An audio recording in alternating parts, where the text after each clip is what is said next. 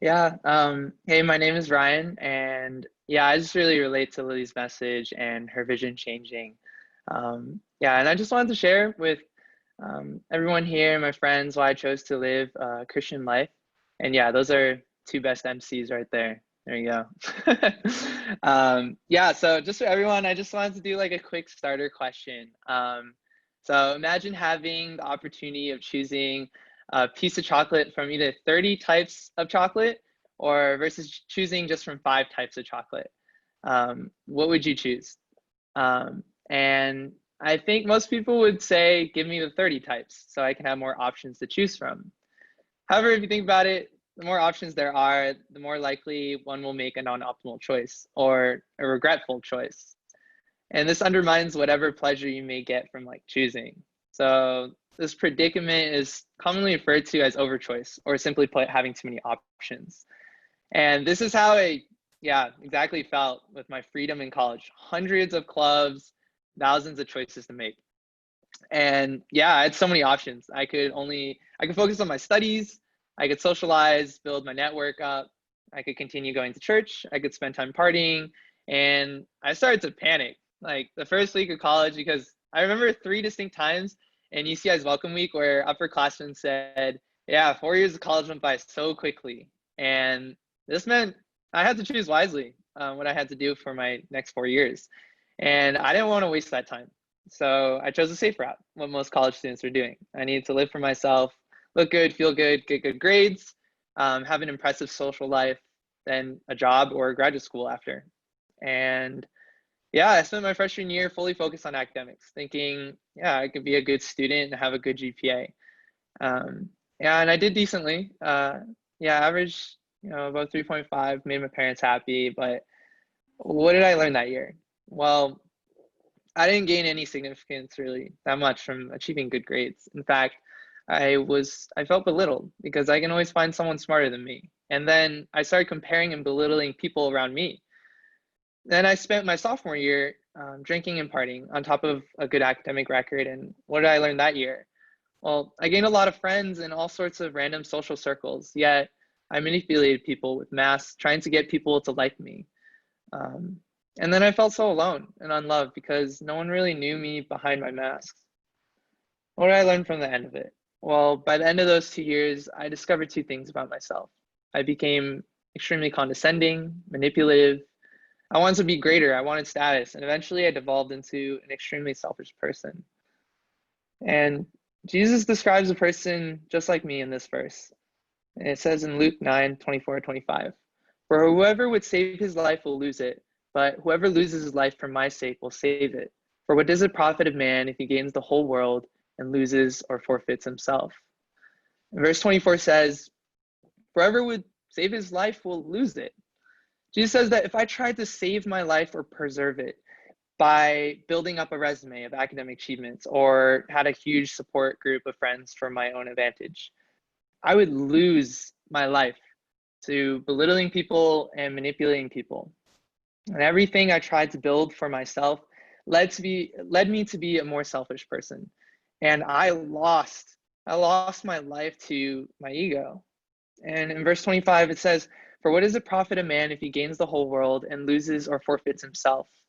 Jesus says that even if I got the highest grades, even if I was the most popular person in the world, I'd still forfeit. I still forfeit myself to becoming a selfish person. I didn't want to forfeit my life to a selfish life. But what does Jesus say instead to live out? In verse 24, it says, but whoever loses his life for my sake will save it.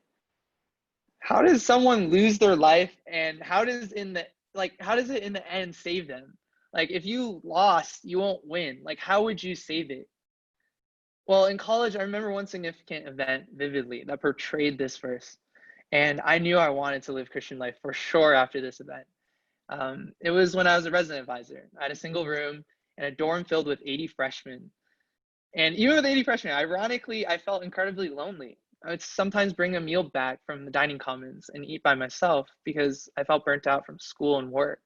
And at the same time, I was also in an unhealthy relationship with someone, and I thought nobody would understand or bother to help me out.